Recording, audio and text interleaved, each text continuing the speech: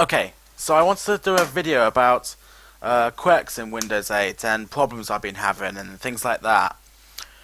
I will start with BSODs. BSODs have become a lot more common in Windows 8, and after a little bit of investigating, I believe I know why. Basically, exceptions in Windows 8 have changed. So if you're a programmer, you'll understand what I'm saying here. Basically, an exception is an error. It can be any sort of error. It doesn't necessarily have to be a nuclear error. You know, something like a nuclear meltdown in your computer or in the program. It can be something as simple as calling something that doesn't exist, or in a lot of other cases in Windows 8, it can be a driver that doesn't quite pass verification. So BSODs in Windows 8 has got a lot more common because of the way that exceptions are now handled.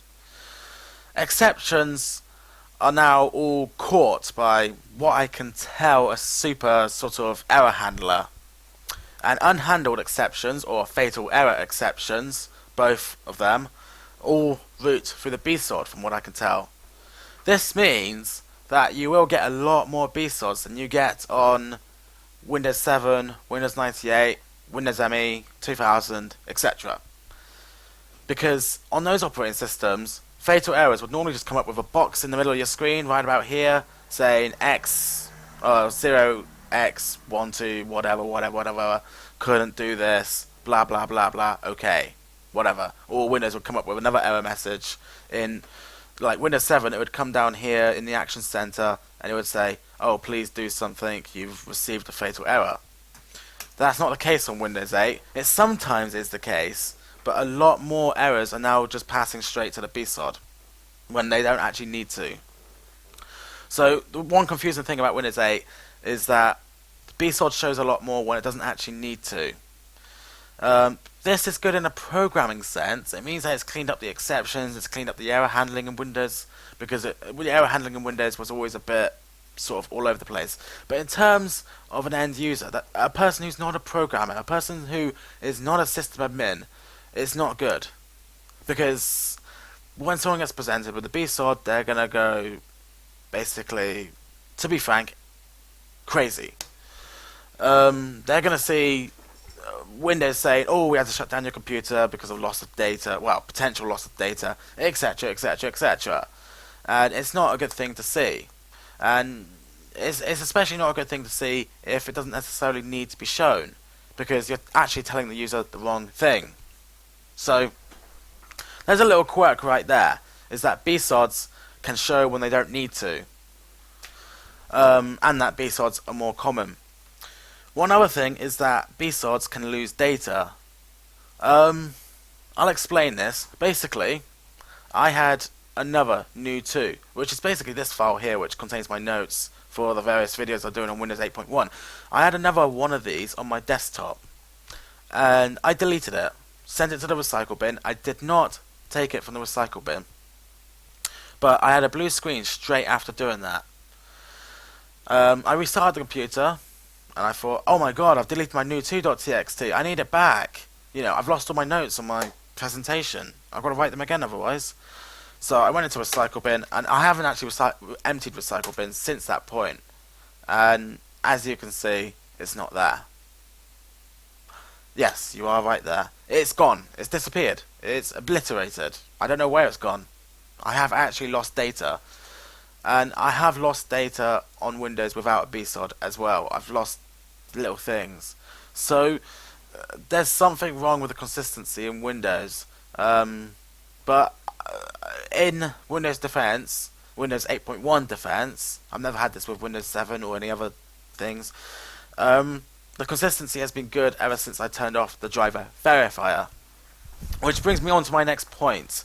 If you're having a problem with one of your drivers, everyone will tell you to install driver, well, will tell you to set up driver verifier.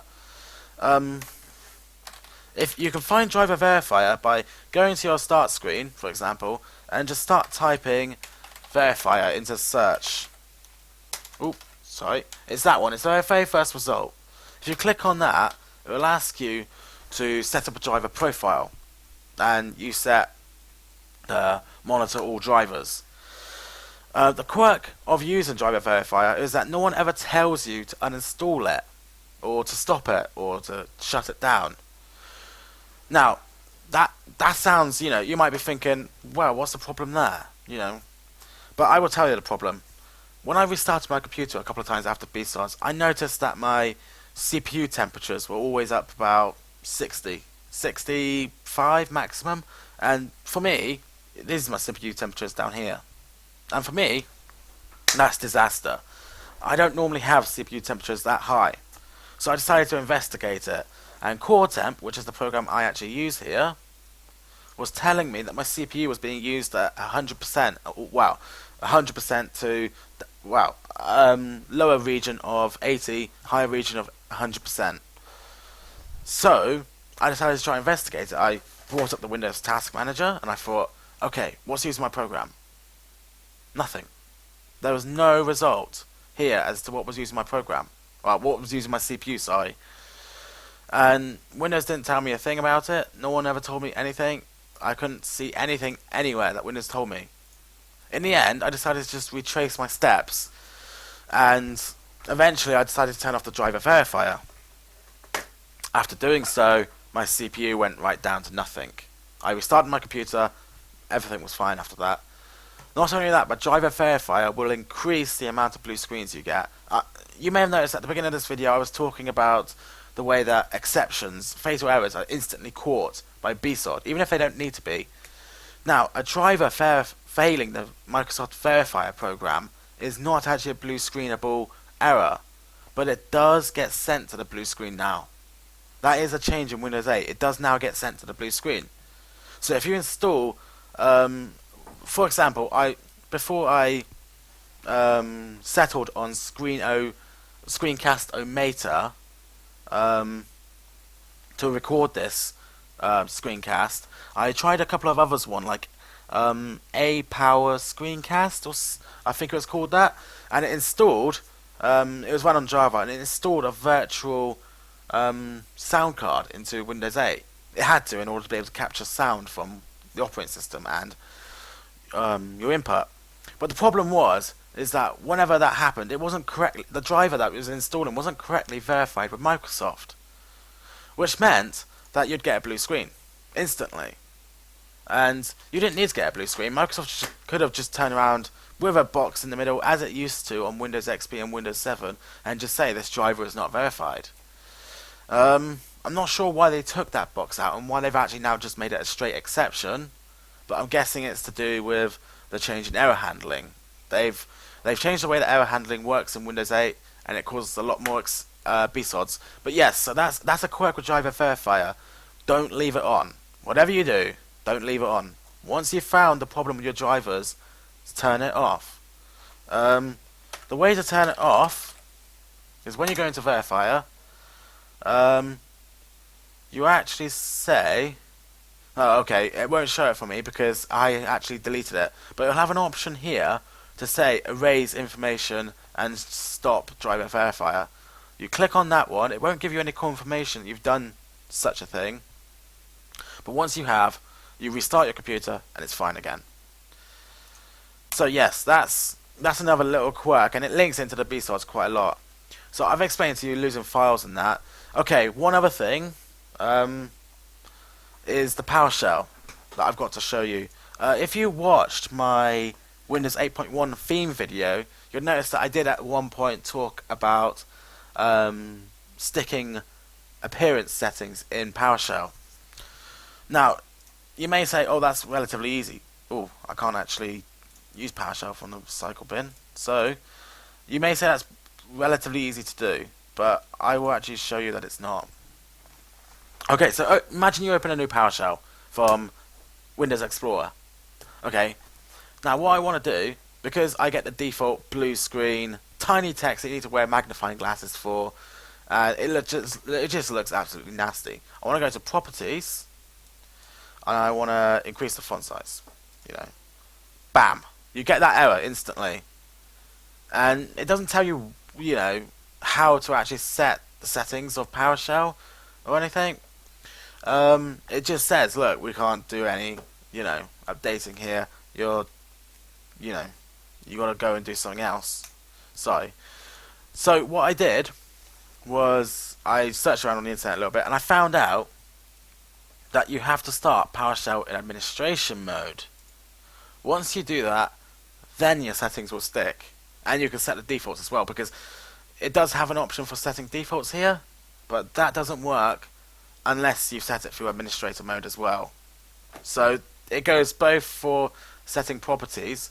So if you set the properties through administration mode, that sticks as well. That sticks to all Windows. If you set the defaults, that sticks to all Windows, so long as you're in administrator mode. It won't if you're not. If you're in administrator mode, it will use the PowerShell binary directly. So that's another little quirk there with setting up your PowerShell if you want it to be perfect.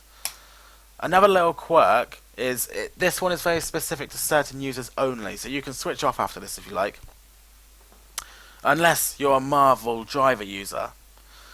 My Asus Rampage 3 Mobo, which I use on my computer at the moment, has a Marvel RAID connector. It's good to note that there's no, as far as I can tell, there's no proper Windows 8 driver. Fortunately, and not having that does cause a BSOD, because Windows doesn't actually install a driver for it, for the MRU. Or otherwise the RAID utility, because it can't find one. So what I did, I searched around on the internet a little bit, and I did eventually find a driver for it. I can't remember exactly where I got it, so I can't show you right now. All I know is that I got it from a Microsoft forum, so from the Microsoft forum itself. I searched around for the actual error that it gives you in the event viewer. So if you was to go to the event viewer, you'll eventually go to Windows Logs, System, and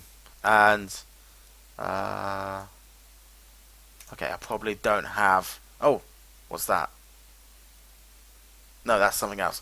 But yes, so I went there and I copied the error and I put it into Google and I searched around. I found a Microsoft forum, and eventually I found someone who actually found the driver hiding around on Marvel's site. So yes, that's specifically for Marvel users there. If you've got such a driver on your computer, on Windows 8 you're going to need to do a little bit of fiddling to get it to work. But aside from that, everything else is fine. There are no other quirks I can think of. I have now said them all. Yep. Okay, so that concludes this video.